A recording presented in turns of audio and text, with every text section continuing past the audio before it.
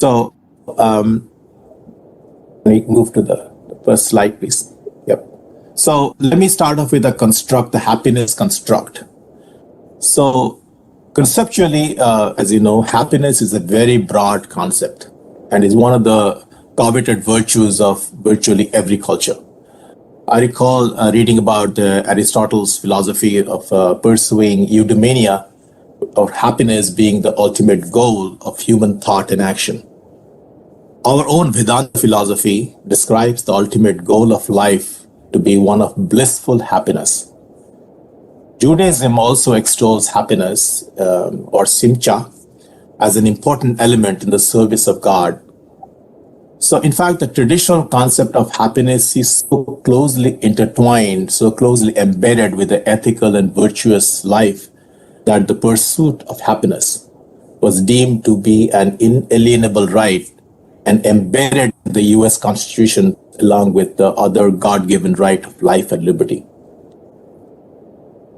Over time, however, happiness has come to be associated, the focus has shifted more on the individual than at a societal level. As one scholar aptly observed, that over time, the emphasis has shifted from the happiness of virtue to the virtue of happiness. Happiness, as understood in business circle, is more in terms of more of a transactional level, in the terms of consumer satisfaction, than in the psychological holistic well-being as defined by scholars like this, social psychologists. And so focus in marketing especially is more on eventual outcome or the benefit instead of the psychological process itself. We'll have more opportunity to tease these apart as we go along the talk. Next slide. So the importance of customer. So customer is often regarded, at the core of the marketing of the business principle. Peter Drucker, who is often regarded as the founder or the guru of modern management, gave probably the best definition of happiness and the best definition of the purpose of business as being limited to creating and keeping a customer. So, in other words, you may have the best product or service, but without a customer, you are not a business. But to my mind, perhaps no one explained the importance of customer better than Gandhiji did. And so here is a quote that should probably be displayed in every business, anywhere in the world. In fact, I had framed it and kept it in my office when I was in public service. So in his letter to the Chambers of Commerce, Gandhiji wrote that a customer is the most important visitor on the premise. He is not dependent on us. We are dependent on him. He is not an interruption of work. He is the purpose of it. He is not an outsider of a business. He's part of it. We are not doing him a favor by serving him. He is doing us a favor by giving us the opportunity to do so. I cannot imagine a more ringing endorsement of what the customer represents and what customer service ought to be in business. Now, a little heads up at this stage. You will hear me using the term consumers and customers interchangeably throughout this talk, even though technically they are different. Like in simple terms, a customer is one who buys a product or service. The consumer is one who ultimately consumes the product or service. However, most of our research in marketing has revolved around customers and some of it in consumers. So virtually all consumers, to step back, while all consumers are customers, the reverse may not be true. However, for the sake of simplicity, I have collapsed the terms together and I request you to indulge me in this. So, can you move to the next slide, please? Yeah. Next slide. Yes. So the importance of customer happiness or consumer happiness. So customer satisfaction and happiness have a profound impact on the longevity of a product or service. The most obvious impact is on brand equity, which is the value of a brand name. Very simply put. So positive brand equity helps the product or service establish itself strongly in the marketplace. It makes the brand more resistant to volatility. It also results in more recommendations of the brand, which we will see later means a higher net promoter score. Conversely, negative brand equity depletes sales, eventually resulting in the failure of the product. Happier customers also mean less defection to other brands. Studies have shown that acquiring a new customer is usually 4 times more expensive than retaining a customer. So high retention of customers results in less churn, or as we say, less dropping off of customers, and helps the brand to be more stable in the marketplace. Happier customers also have a higher customer lifetime value. Now, this is a typical marketing jargon, and there's a lot of calculations and formula involved in it. But in simple terms, the customer lifetime value, or CLV, represents the value the customer contribute to a business over a whole period of the relationship. So, for example, a customer who makes 5 visits to a store in a year, buying $100 worth of goods on each visit, is more valuable or has more higher CLV than a customer who just makes 2 trips but spends $200 in each visit. So the first one, 5 visits, $100, $500, and the second one, two trips of $200, $400. So 500 is more than 400. So we kind of calculate the CLV. Businesses calculate CLV in terms of with a different equation. So the customer happiness, a happy customer is a loyal customer. They come back repeatedly, they don't drop off very fast, and they also spread the good word around. Next slide. So we come to the perceived value and satisfaction. Now this is, as we say, satisfaction or just like beauty, it lies in the eyes of the beholder.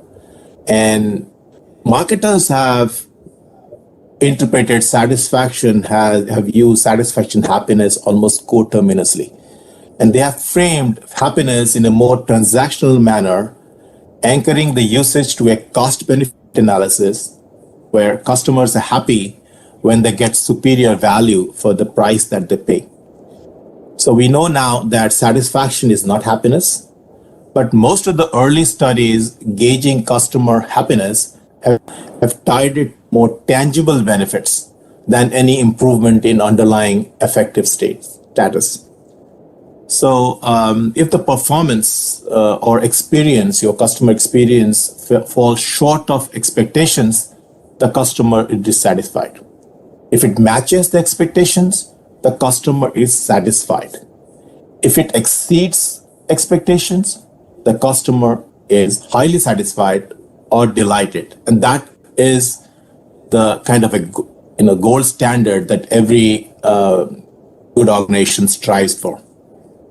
Now, consumers also have varying degree of loyalty to specific brands, stores, and companies. So brand loyalty, which you may have heard about, frequently mentioned in business papers, has been defined as a deeply held commitment to rebuy or repatronize a preferred product or service in the future, even if the contextual situation changes. So, for example, you may change your house, but still continue to visit your favorite barber store or your favorite grocery store, even if you have to travel across the city. But this is the customer loyalty, the consumer loyalty that every business strives to attain. Next slide, please. The consumer behavior process is actually in the modern marketplace is very complex and sophisticated. It will take probably all day long to really go into each aspect. But here is a snapshot of I've tried to capture the essence in a single picture. And so it's deliberately simplified for the purpose of this talk. So in this model, first, a set of marketing stimuli that includes, typically the 4 Ps: product, service, price, distribution, promotions, along with environmental stimuli such as cultural, economic, and ecological factors, impact on the consumer's consciousness. Subsequently, a set of psychological processes, including perception, memory, motivation, and learning, all these factors are studied in depth by psychologists, combined with certain socio-cultural characteristics, again, the domain of social scientists, influence the buying decision processes. Now, the buying process starts with the consumer searching for information, followed by an evaluation of alternatives, and finally making a decision to buy. Now, this is a purchase decision. We have not come to the stage of the actually making a purchase. So you want to buy a computer, a laptop, you have a need perception, depending on what you're looking for. You evaluate different computers, different models and brands, and then you settle on a decision to buy that. Okay, I'm going to buy a HP laptop, but then the final step is actually buying the product or service. So the big hurdle for marketers is the last mile, as we call it, of converting purchase intentions to purchase behavior. And that is where a lot of external factors such as your past experience, your state of mind and decision making, all this comes to play, and those are very important variables, which we will have a little occasion to look at when we talk about the consumer choice later in this presentation.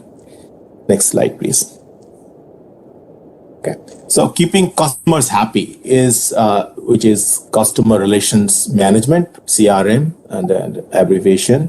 So CRM is important because a major driver of the company,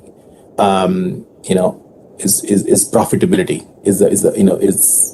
Is what is the sum total of the value of the customer to the company.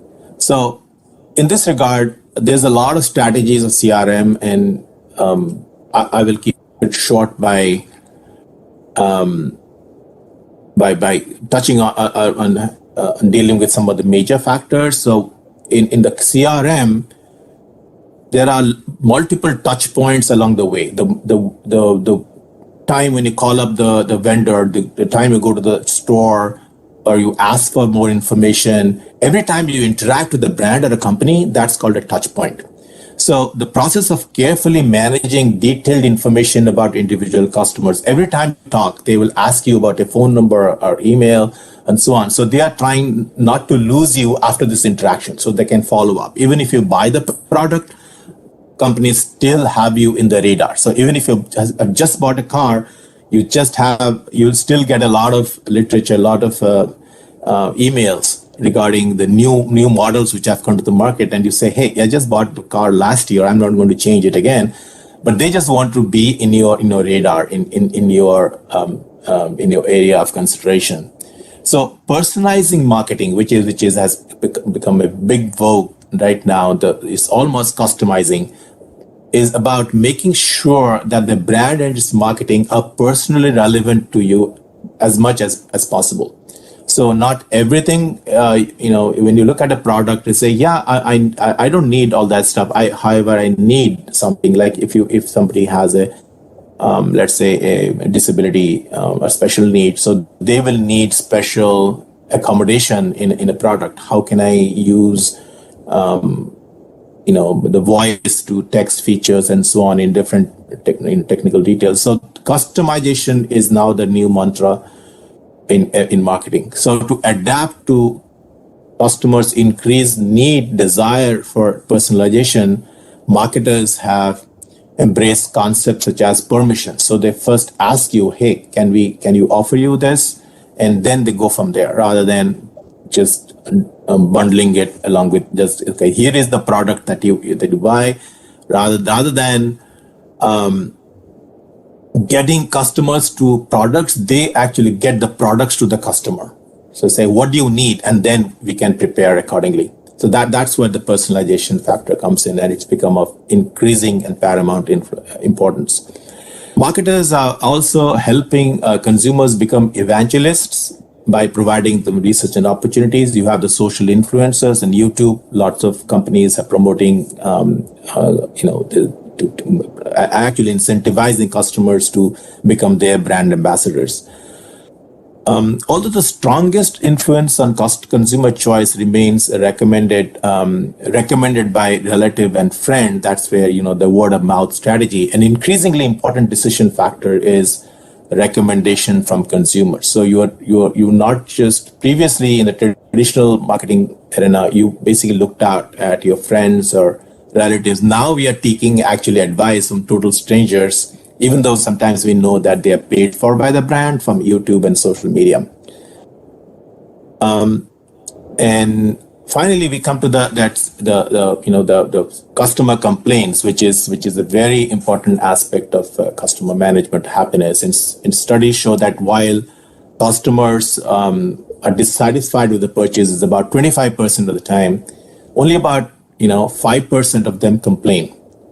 Now the other 95%, the non-complainers, either feel complaining is not worth the effort or do not know whom or how to complain. I mean, you get a bad product and you kind of say it's not worth complaining, and nobody will listen either. And they just just stop buying.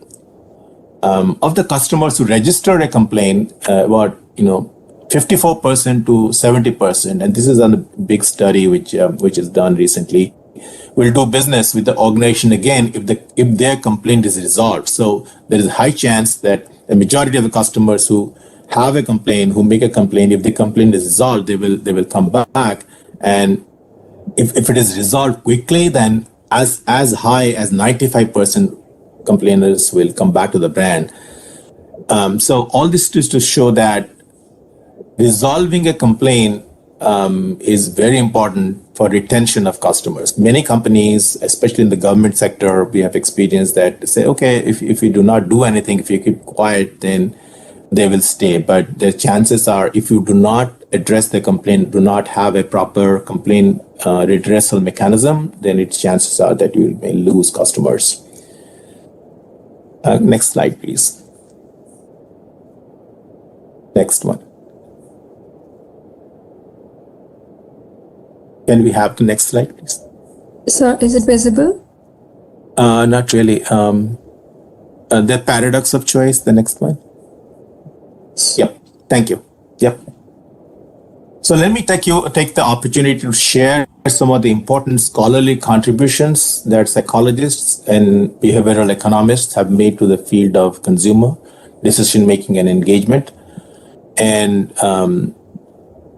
these are my personal favorites. I mean, there are many others, but I feel that psychologists, and especially behavioral economics, which is a combination of psychology and economics, have made a very distinct contribution to the field of marketing, especially in the last 10 to 15 years. And one of the best known contributions to individual decision making was by psychologist Barry Schwartz. Full confession, I used to know Professor Schwartz. He was a neighbor, and he's a professor in the Swarthmore College, which is very close to where I live. So one of the most original professors, very, very realistic, and his contribution to the field of marketing is really tremendous. And so Schwartz, in his paradox of choice, proposes a counterintuitive theory that greater choice actually leads to greater anxiety and confusion. So this is contrary to the usual, what we think, that if you give more choice, people will be more happy. Actually, Schwartz, on his basis of his studies, and which ranges from offering customers, a variety of jams. So in one group, customers were offered a choice of like 24 choices of jam, and the other one was just 6. And then again, the same thing with the college, picking up college courses. too many courses, students get confused, have more limited courses, less anxiety, less stress. So on the basis of number of empirical studies, he developed the term of paradox of choice. And Schwartz, of course, derived his ideas of maximizers and satisficers, which are now key terms in choice decision making, from the work of an earlier psychologist, Herbert Simon, who in the 1950s, who originally discussed the psychological stress that decision making entails. So maximizers are perfectionists who need to be assured that they had, they make every purchase decision that was the best that could be made. This creates a psychological daunting task that can become even more daunting as the number of options increases. Some of us you have experiences imagining going to a sari shop and looking at every sari of every color before arriving at a decision, right? So you just want to make sure that you're not missing out a better shade or a better quality, because you just want to make sure, you want to ensure that your decision that you arrive at is perfect, and very often it leads to more psychological stress. The alternative to maximizing is to be a satisficer. Now, a satisficer also has criteria and standard. It's not just he or she doesn't make any decision based on nothing, but is not overly worried about the possibility that there may be something better. Schwartz's ideas have really proved to be influential even outside the domain of marketing. The current minimalist or voluntary simplicity, where you are restricting choice. People are going in for more simpler decision making rather than getting into being really obsessive about making the perfect decision, but being satisfied, being saying that, okay, I have this set of clothes and I'm happy with it, or I don't need that bigger car, larger house. So there's the whole trend of having, the less is more. That's a philosophy that has really gained ground, especially in the West, and that can be traced to has been influenced by some of the findings of this paradox of choice. Next slide, please.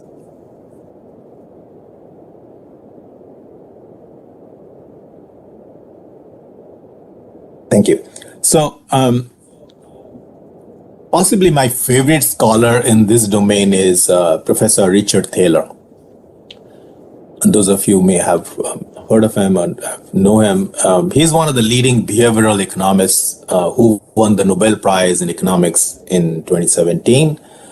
And his book, Nudge: Improving Decisions About Health, Wealth, and Happiness, is one of the most fascinating accounts of how psychological principles are interwoven with economic decisions. I would really recommend everyone to read that book, because it's not only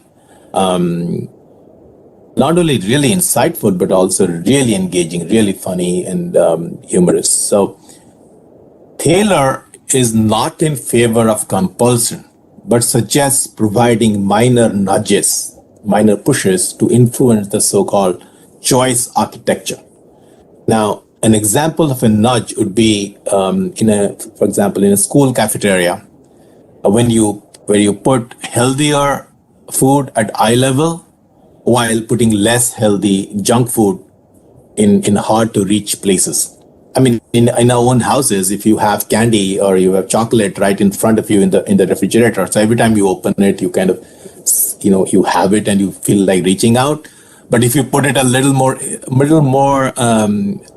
inside, or where it's difficult to access, then that's a nudge. That's the example of a nudge. Another example of keeping again in the stores, for instance, if you have healthier food instead of the usual potato chips in the checkout line in a store, then you would be able to promote healthier options in eating. So nudge, he's not, as I said, it's not about banning something. It's providing alternatives, making sure that you have more easier access to more more positive stimuli, let's put it, than something that is not good for your well-being.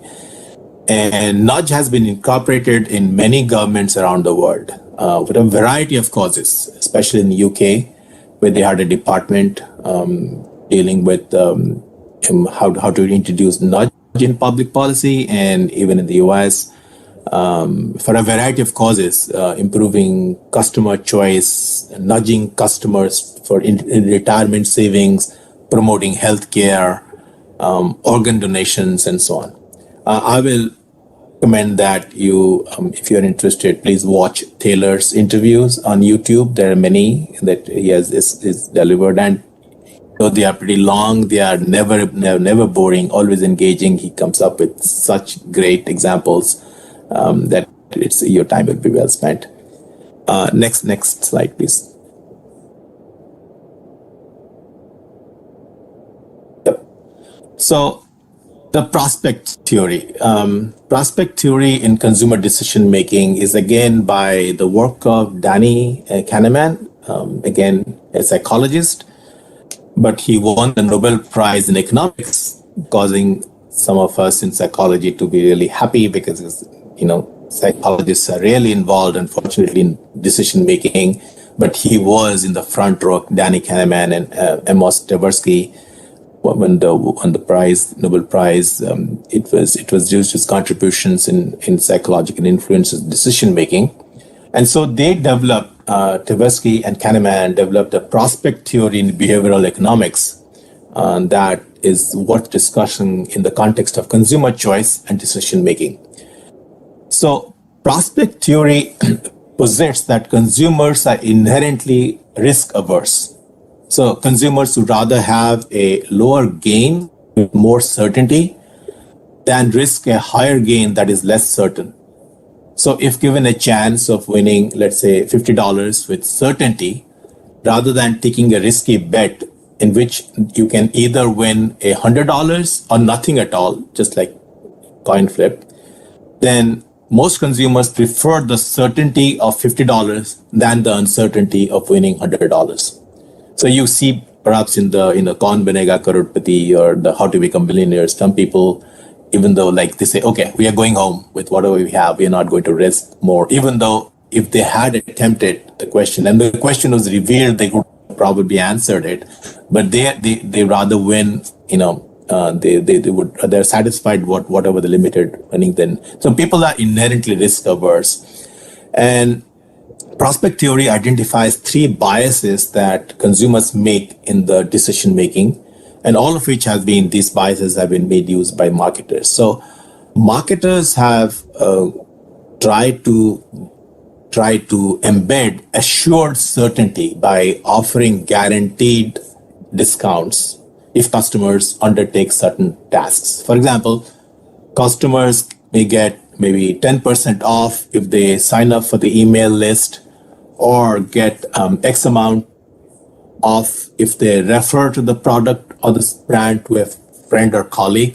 So that if the call to action is if you do this and you'll certainly get this. So they kind of in most of the marketing offerings they assure a certain guaranteed benefit if they undertake certain tasks.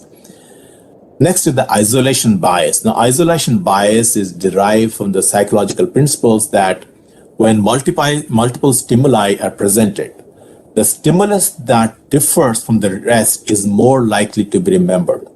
We also call it the unique selling proposition, the USP, for those of you who are acquainted with marketing.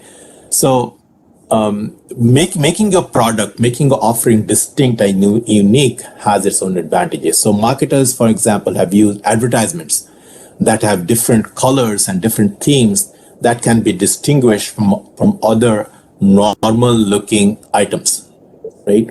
So the third bias, that is loss aversion, is capitalized by marketers by creating a sense of urgency and scarcity. For example, the advertisement may urge a quick call to action with hurry, stock is limited, selling fast, or discounts just today. It's not going to be there tomorrow. So there's customers are always prompted to take immediate decisions in order not to lose out. The social media acronym of FOMO, fear of missing out, is also leveraged by social media strategists, taking cue from this loss aversion bias. Next slide, please.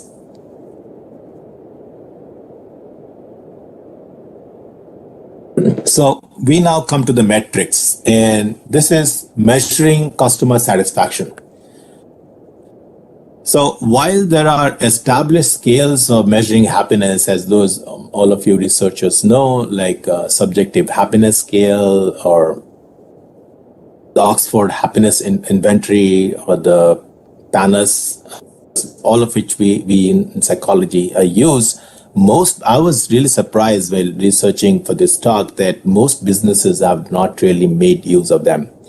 So marketers and businesses have, however, adopted some the other scales that are more limited in nature. So a widely used scale is the customer satisfaction scale, or CSAT. And CSAT scores are very easy to calculate. And so these are based on the rating. When businesses ask you to rate on a 4-star or 5-star scale. And so after you give those ratings, for example, all the 5-star and 4-star ratings are added up, then divided by the number of total responses and multiplied by 100. So if you say like 8 out of 10, 3 people, let's say 10 ratings, then if you total of 4 and 5 add up to 8 out of 10 responses, then you get is a percentage. It's given a rating, CSAT score of 80. And so it is an instant, it's a very user-friendly, very easy to calculate kind of metric. And that kind of supposed to represent the percentage of customers who are satisfied with their brand experience. However, as you know, as you can see, it's very limited when it comes to measuring a customer's ongoing relationship with the company or loyalty. So it doesn't give any story about whether you had any past experience or in future, whether you will be going back. I mean, you are satisfied with the restaurant for that visit, but it has no inkling that doesn't give an indication whether they're going back. So another is the customer effort score, or CES, and this measures how hard it was for customers to complete a task. So CES surveys typically ask the question on a scale of very easy to very difficult, how easy was it to interact with that product or a company? So the idea is that customers are more loyal to a product or service that is easier to use. So if they ask you, I didn't find this, I found this software to be easy to handle and I could understand it and so on. So they say, okay, if you did not have experience problems, then you retain, you're going to stick to it, right? And finally, the best known scale is the Net Promoter Score, the NPS, which we had referred to it earlier. It contains a single question that how likely are you to refer a friend? So the assumption is that if you are recommending a brand or a product or service to another friend, then you are a loyal customer. And so it infers, its NPS is used to infer loyalty. And the NPS assumes that on a 10-point scale, those who provide ratings of 9 or 10 are promoters. The people who are below 6 are detractors. So between 6 and 9 are passive people. It's like a bell curve. So 9 and 10 promoters, less than 6 detractors. So they kind of work on these promoters to make them evangelists. So they kind of say that, okay, you loved your experience in staying in the hotel. Would you like to talk about us in social media? If you do that, then again, they build up this incentive that your next visit one day will be free and so on. So this is a very popular very popular metric, and it's estimated that about 2/3 of the Fortune 1000 companies use NPS to gauge customer loyalty. I feel Professor Chetri would be. I did not really know, to be honest, and confess that Bhutan has a gross national happiness, and that includes dimensions such as ecological stability, sustainability, promotion of culture, good governance, and equitable socioeconomic development. I mean, these are all great criteria, and I will definitely educate myself on how those metrics are being measured, and I do hope that these will be, other countries will follow suit. This is a great initiative. Next slide, please. Yeah, neuromarketing. So marketers have also made extensive use of neuroscience to gauge emotional reactions to marketing stimuli.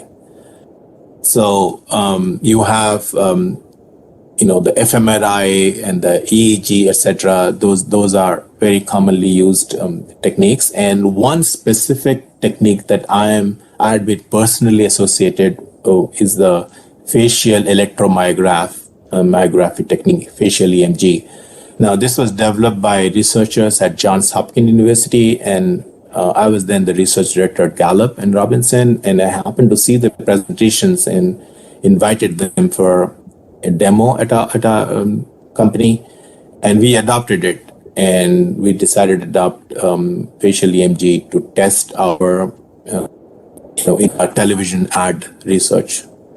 So it was very successful, and we got a lot of top companies like NBC and Johnson & Johnson and a few other companies as a client. And it is a fascinating technique. So the technique basically involved hooking up respondents with electrodes around the eyebrows and chin. And so the electrodes measured even minute degrees of muscle activities while respondents are watching video clips, right? So it is a great way to obtain real-time data on emotional reactions, because sometimes when we ask respondents to describe what they saw, then a lot of it is lost in translations. So once the emotional reactions are difficult to capture in cognitive terms, so a kind of a physiological measure and an instant measure in the EMG was very helpful. And the uniqueness of our technique at that time, and talking about 10 years earlier, was that it also showed the balance or the direction of the emotion. So it is not just didn't just measure arousal like blood pressure, heartbeat, but also showed whether the emotion was positive or negative. So that was a technique that was very helpful in engaging the emotional reactions of consumers to advertisements. Next clip, please. Okay, so finally, my final slide is that we have taken a small review of what the status of the discipline is. So where do we go from now? So what are the important criteria that consumers look for being happy or pleased with the brand and company? So respect of privacy is one of the topmost concerns of consumers, and this has especially been amplified in recent post-pandemic era where a lot of businesses have gone digital, right? A lot of our data is in the public domain. So the European Union's GDPR, that's a General Data Protection Regulations, which was enacted a few years earlier and was then deemed to be very restrictive. And I was to wonder how they would be, if at all, that could be adopted. Now that has become the norm of all over the globe. And big tech companies like Google and Microsoft have started self-regulating. So they have now disabled a lot of cookies, and they have kind of, at least they say that they have now limited their access to consumer data on their platforms. So consumers are increasingly pushing back against intrusive companies that violate their privacy, or that harvest their private data without permission. So this is going to be a big feature. Companies will have to establish a more will have to respect privacy of the consumers much more in the days to come. Trust is again trust as is very important as it is for in human interactions at other levels as well. So the recent brand trust survey, the Edelman Trust Survey, which is one of the reckoned to be a very gold standard in such surveys, in 2020 reported that across 12 nations, and India was one of them, that trust is regarded as one of the top four criteria, top four indices, along with quality and value and price of a brand. So 70% of said that trusting a brand is more important in the post-pandemic situation than in the past. Today's consumers, again, are especially the Gen Z and Gen Alpha, all those youngsters who were born after 2010, are very environmentally conscious and use their wallet, their purchasing power, to encourage companies to be more ecologically conscious. Then recently, I also came across a very detailed survey by PwC that the Global Consumer Insight 2020 report that consumers are likely to become long-time advocates of brands if they are more sustainable and make more ethical choice in the marketing process. So companies which respect environment, do not hurt animals, and more do not use chemicals that can hurt, take a longer time to degrade. Those are companies, especially in cosmetics, in medicines, in clothes, etc. They are favored by the customers, or the modern customers. And finally, I would say that this is again more of an integrated marketing communication strategy that's omni-channel communication strategy that is involving both traditional as well as digital interactions. It's more holistic kind of communication, customer engagement channels that they are more effective in promoting customer engagement and happiness. So companies that implemented the omni-channel strategy reported an NPS score, Net Promoter Score of 8.5 compared to just 5.8 for companies that do not have such a strategy. I will conclude here. I think this was a very brief journey into the consumer base. A lot can be said about it, but I thought that this was just a wrap up of the interaction. So let me end here, and I'm happy to take your questions and comments.